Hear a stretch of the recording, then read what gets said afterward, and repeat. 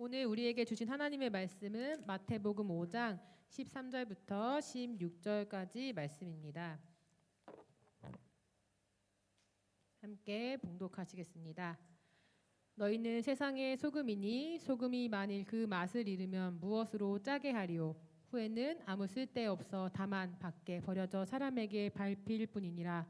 너희는 세상의 빛이라. 산 위에 있는 동네가 숨겨지지 못할 것이요 사람이 등불을 켜서 말 아래에 두지 아니하고 등경 위에 두나니 이러므로 집안 모든 사람에게 비치느니라.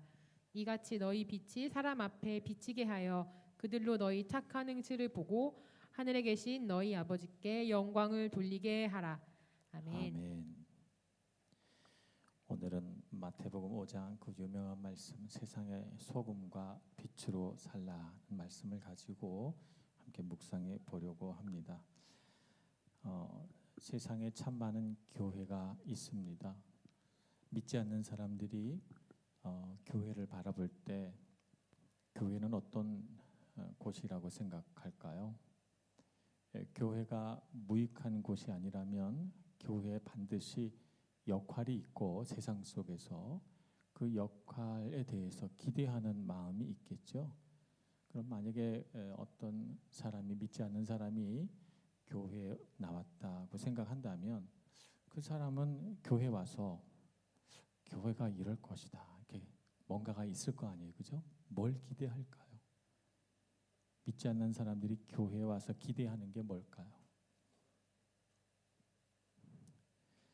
뭔지 모르지만 교회는 내가 경험한 세상과는 좀 다르겠지 이렇게 기대할 것 같아요. 뭐 좀 다르겠지. 예를 들자면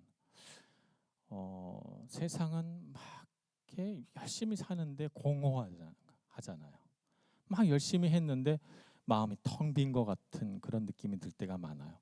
그러면 뭐 뚜렷하게 뭔가를 알고 있는 건 아니지만 그래도 뭔가 교회에는 나를 좀 이렇게 꽉 채워주는 충만한 뭔가가 있지 않을까 이런 걸 기대할 것 같아요. 세상에는 사람들을 이렇게 보면서 왜 저렇게 살까 눈살을 찌푸려요. 아름답지 않아요, 세상은.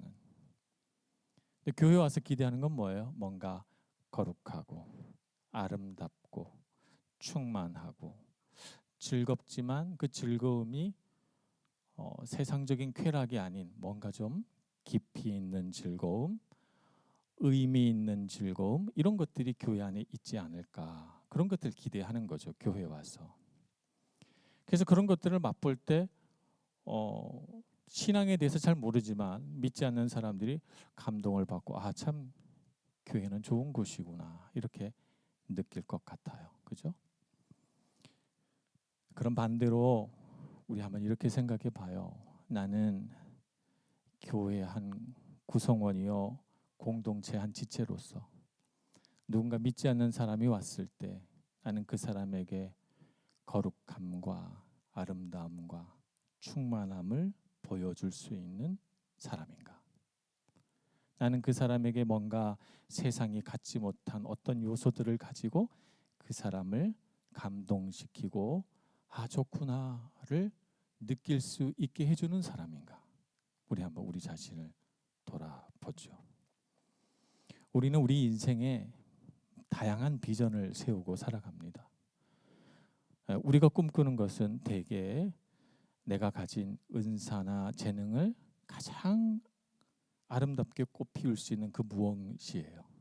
대개는 우리 직업과 연관이 되어 있고 그것을 우리가 꿈이다, 비전이다 이렇게 생각을 합니다. 그래서 그것이 나는 좀 사업을 하고 돈을 많이 벌어서 내 인생이 좀 돈이 많았으면 좋겠다 이런 것이 우리의 꿈일 수도 있어요. 나는 열심히 공부해서 사람들을 가르치는 그런 학자가 되고 싶다 그런 꿈이 될 수도 있고 나는 지극히 평범하기 때문에 나는 특별한 인생 남의 눈에 띄는 인생 살고 싶지는 않아. 그냥 공부해서 적당한 직장을 얻어서 안정된 삶을 살고 싶어. 직장인이 꿈일 수도 있어요, 그죠? 요즘에는 아빠가 되겠다, 엄마가 되겠다 이런 꿈을 꾸는 사람들도 있다니까. 그런 걸 수도 있어요. 우리 교회는 예술가들이 많으니까 나는 정말 하나님 앞에 쓰임 받는 예술가가 되고 싶다 이렇게 꿈을 꿀 수도 있어요. 우리가 생각하는 꿈은 다양합니다. 직종도 다양하고 직업도 다양하고 우리가 꿈꾸는 것은 다 다양해요. 그러나 우리 모든 그리스도인의 공통된 비전이 있어요. 그게 뭐냐면 소금과 빛이 되는 거예요. 세상에 소금과 빛이 되는 선한 영향력을 미치는 그리스도인이 되는 거예요. 소금과 빛의 역할을 하는 이드라울리쿠가 되는 거죠. 소금과 빛의 역할을 하는 성악가가 되는 것이죠.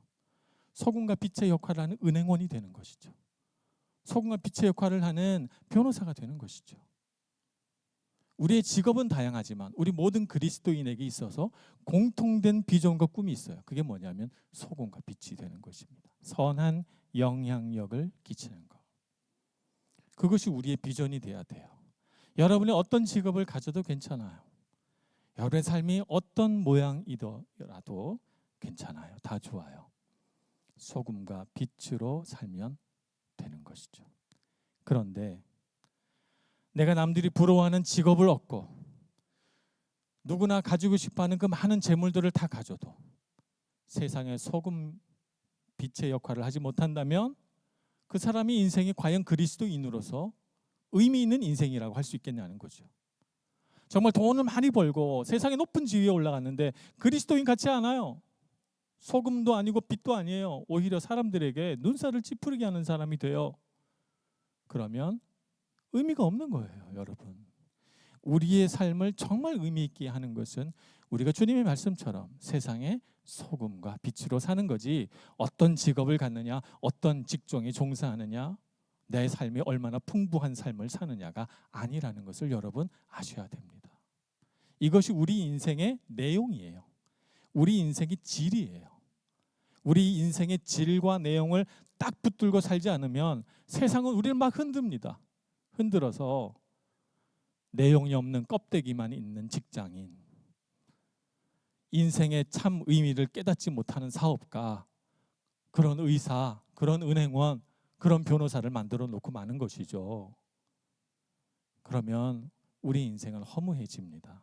그러니 여러분, 젊은 시절부터 내 삶의 참 의미가 무엇인지 잘 깨달아서 그 부분이 흔들리지 않는 청년 여러분 모두가 되시길 축복합니다. 오늘 소금의 역할이 뭔가 한번 생각해 보고 싶어요. 소금과 빛이 된다를 그럴 때 소금은 가장 먼저는 보존하는 역할을 하죠. 예전 고대 시대에는 식량을 저장할 수 있는 수단이 없었어요. 지금은 뭐 김치 냉장고도 있고 일반 냉장고도 있고 냉동고도 있고 여러 방법이 있지만 고대에는 식량을 오래 저장해 놓고 먹을 수 있는 방법이 잘 없었습니다. 그래서 부패하기 쉬운 음식을 저장하기 위해서 소금을 사용했어요. 예전에 어떤 다큐멘터리를 봤는데 자반 고등어가 만들어지는 과정을 보여주더라고요. 여러분 자반 고등어 알아요? 소금을 뿌려서 염장을 해서 아주 짜게 만든 고등어예요. 옛날에는 냉장고가 없으니까 내륙에 있는 사람은 바닷가에서 갓 잡은 신선한 생선을 먹을 수가 없어요. 그런데 생선은 먹고 싶잖아요. 그럼 산골에 있는 사람에게 생선을 어떻게 배달하냐 하면 바닷가에서 고등어를 잡자마자 내장을 다 제거하고 생선을 펴서 거기다가 막 소금을 뿌려요. 굵은 소금을 뿌려서 저장을 해서 물기를 쫙 빼고 그것을 반건조 상태로 그렇게 한 다음에 지게꾼이 지게 위에다 그 반건조 염장이 되어 있는 고등어를 켜켜이 싣고 가는 거예요. 그래서 저기 안동, 대구 이런 내륙 깊숙한 곳으로 지게꾼들이 지고 날랐어요. 그래서 과연 뜨거운 여름날이나 겨울날이나 언제든지 그 생선이 썩지 않고 가나 보는 거예요. 다큐멘터리가 진짜 옛날 방식대로 그대로 해서. 그래서 걸어서 한 열흘, 보름 이 정도 걸어서 도착을 해요. 그래서 지게꾼이 지게에서 고등어를 다 내려서 보니까 아주 맛있게 잘 보관이 돼 있는 거죠. 그것이 우리가 먹는 자반고등어의 유래입니다. 오늘 여전도에서 김치 판매했어요. 신선한 야채, 겨울철에도 먹고 싶은데 야채는 날씨가 좋을 때만 나오잖아요. 그래서 부패하기 쉬운 여름이나 아니면 꽁꽁 오는 겨울철에 신선한 야채를 먹을 수 있을까? 그래서 소금에 절이는 거예요. 김치 만들 때 제일 먼저 하는 일이 뭐예요? 소금에 절이는 일이에요. 김치를 다 이렇게 쪼개놓고 소금을 막 뿌려서 김치에 숨을 죽여요. 염장을 하는 거예요. 염장. 그래놓고 각종 다양한 양념을 해서 만든 것이 김치죠. 그러니까 김치도 음식을 오래 먹기 위해서 소금을 사용하는 거죠. 장조림도 마찬가지고 장아찌도 마찬가지고 다 소금으로 오래 보관하도록 해 놓는 것이죠. 소금의 역할을 하라고 하는 것은 세상의 부패를 막는, 진리를 보존하는 역할을 그리스도인들이 해야 한다는 것입니다. 세상은 빠르게 변화하고 변화하는 세상 속에서 세상의 가치들은 쉽게 부패합니다. 처음에는 좋은 뜻으로 만들어졌어도 시간이 지나면 부패해 가는 것이 인간의 모든 삶의 모습들이에요. 원래 의미가 사라지고 다른 가치들이 들어와서 그 본래 의미를 상실하게 되는 거죠. 그럴 때 우리 그리스도인들이 곳곳에서 진리를 보존하는 역할을 해야 하는 것입니다. 그러니까 우리 그리스도인들은 하나님의 말씀을 딱 붙들고 있어야 돼요. 하나님의 말씀을 붙들고 그 말씀이라고 하는 창을 통해서 세상을 봐야 돼요. 세상의 관점을 가지고 말씀을 해석하는 것이 아니라 말씀이라고 하는 창을 통해서 세상을 봐서 세상이 익숙해지면 안 됩니다. 익숙해지면 다 그렇게 사는 걸 원래 이렇게 했는데 라고 하는 생각이 들어오면 그 다음부터는 우리의 세상의 부패를 막을 수가 없습니다. 세상의 모습에 익숙해지지 말고 다른 관점, 다른 시각, 곧 말씀의 관점으로 세상을 볼 줄 아는 그리스도인이 되어야 됩니다. 그래서 부패한 곳에 여러분이 가셔서 모든 것을 새롭게 하고 원래의 의미를 회복시키는 그런 역할들을 여러분이 해야 되겠죠. 그런 역할을 하라고 주님이 우리를 부르신 겁니다. 또 소금은 맛을 내요. 소금이 들어가야 맛이 있어요. 맛을 내는 역할은 뭐냐면 세상에는 정말 맛을 내는 좋은 가치들을 상실해 가요. 세상은 자랑하는 걸 좋아해요. 돈 많은 거 자랑하고 잘생기고 이쁜 거 자랑하고 그리고 내가 높은 자리에 올라간 거 자랑하고 성공하는 거 자랑하고 잘 되는 거 자랑하고 맛있는 거 먹은 거 자랑하고 자랑하는 일들이 너무 많아요. 그런데 우리 그리스도인들은 어떻게 맛을 내요? 나의 약함을 자랑하고 나의 아픔을 자랑하고 하나님 앞에 나의 겸손을 자랑하고 주님 앞에 붙들려 있는 나의 그 마음을 자랑하고 세상의 자랑과는 다른 자랑을 하는 거예요. 그래서 그 그리스도인의 자랑을 듣고 세상 사람들이 심쿵하는 거죠. 아, 저렇게 사는 사람도 있구나. 저 그리스도인의 가치에 비해서 나는 너무나 어리석고 천박하구나. 내가 이렇게 살아서는 안 되겠구나 하는 걸 깨닫게 해주는 거예요. 세상의 맛을 내는 것입니다. 세상은 희생하고 섬기는 거 하지 않아요. 희생과 섬김 위에 자기가 올라서기를 원하죠. 그런데 우리는 어떻게 해요? 올라설 수 있는 사람이라도 그 사람이 솔선수범해서 희생하고 섬기는 사람이 돼요. 예수님께서 우리에게 가르쳐 주시길 내가 선생으로서 너희를 섬기는 자가 되었으니 너희도 섬기는 자가 되라. 이렇게 가르쳐 주셨습니다. 예수님께서 어떻게 우리를 섬기셨어요? 죽기까지 복종하심으로 우리를 섬기시고 우리를 위하여 사셨죠. 능력이 없어서가 아니라 정말 능력 있으시기 때문에. 오늘날 이 세상은 누군가 날 섬겨줬으면 하지 내가 섬기려고 하진 않아요. 세상의 맛을 내는 사람은 어떤 사람입니까? 아무도 섬기지 않는 곳에서 섬기는 자가 되고 아무도 희생하지 않는 곳에서 희생하는 사람이 되고 아무도 사랑하지 않는 곳에서 사랑하는 사람이 되는 거. 그래서 여러분이 세상의 맛을 내는 그런 그리스도인들이 되어야 합니다. 세상이 흘러가는 대로 가지 말고요. 맛을 잃은 소금은 아무 쓸데없어 길에 버려버린다고 했습니다. 그리스도인이 맛을 잃으면 어찌 그 소금이 소금이라고 말할 수 있겠습니까? 어찌 그리스도인을 그리스도인이라고 하겠습니까?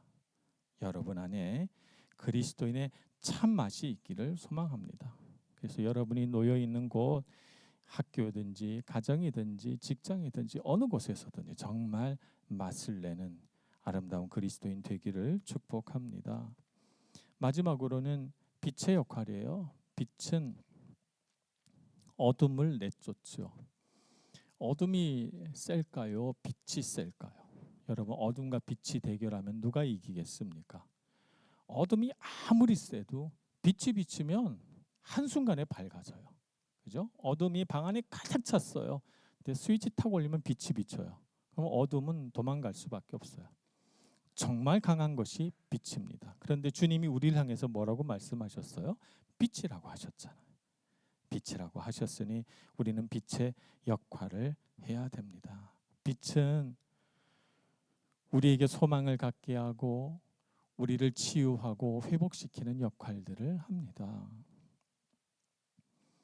우리 역대하 7장 14절에 이런 말씀이 기록되어 있습니다. 내 이름으로 일컫는 내 백성이 그들의 악한 길에서 떠나 스스로 낮추고 기도하여 내 얼굴을 찾으면 내가 하늘에서 듣고 그들의 죄를 사하고 그들의 땅을 고칠지라고 했어요. 그리스도인이 하나님 앞에 마음이 겸손하여져서 주님 앞에 엎드려 하나님의 얼굴빛을 바라보면 주님의 얼굴이 우리로 향하여 그 주님의 얼굴에서 나오는 빛이 우리를 비춰서 우리를 살게 하고, 여기 말씀해 보면 놀랍게도 그들의 땅을 고칠지라고 했어요. 나만 고치는 게 아니라 내가 살고 있는 땅을 고치는 거예요. 왜냐하면 빛은 이렇게 돋보기처럼 딱 한 군데만 비추는 게 아니거든요. 빛이 되는 사람이 있으면 그 빛이 되는 사람 주변이 다 밝아집니다. 여러분, 세상의 빛이라는 사실을 잊지 마시기 바랍니다. 여러분이 주님의 얼굴을 향하여 그 얼굴 빛을 받고 있으면 여러분의 주변이 다 환해집니다. 어둠이 물러갑니다.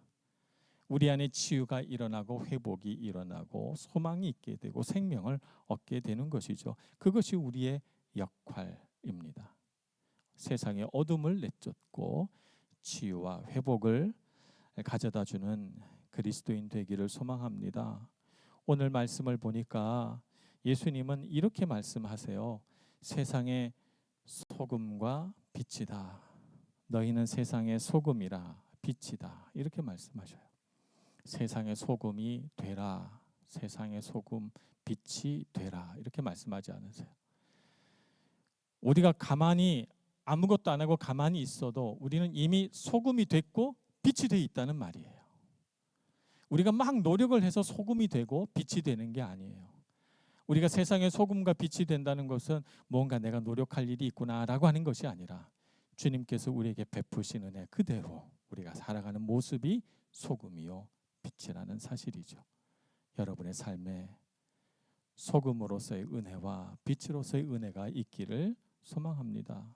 비록 우리가 살아가는 세상은 참 거칠고 우리가 다 해결할 수 없는 너무나도 거대한 세상의 파도들이 날마다 우리에게 다가오지만 우리가 세상의 소금과 빛이라는 사실만 잊지 않으면 우리가 놓여져 있는 삶의 곳곳에서 놀라운 하나님의 역사가 일어나는 줄로 믿습니다. 그 작은 삶의 변화, 우리 일상에서 일어나는 기적 같은 일들을 여러분 놓치지 마시고 꼭 여러분의 눈으로 보시고 가슴에 담고 꿈을 꾸며 소금과 빛으로서의 비전을 잃지 않는 여러분 모두가 되시길 축복합니다. 기도하겠습니다. 자비하신 하나님, 우리를 향하여 소금과 빛이다 말씀해 주신 주님의 음성을 마음에 새깁니다. 너무나도 당연하고 일상적으로 들었던 이 말씀이 정말 우리가 살아야 할 삶의 비전인 것을 깨닫습니다. 어둠에 속한 이 세상 가운데 빛으로 달려가고 부패하는 세상 속에서 소금의 역할을 다하여 하나님 앞에 이 세상을 치유하고 회복시키는 선한 영향력을 가진 그리스도인 되게 하여 주시옵소서. 예수님의 이름으로 기도합니다. 아멘.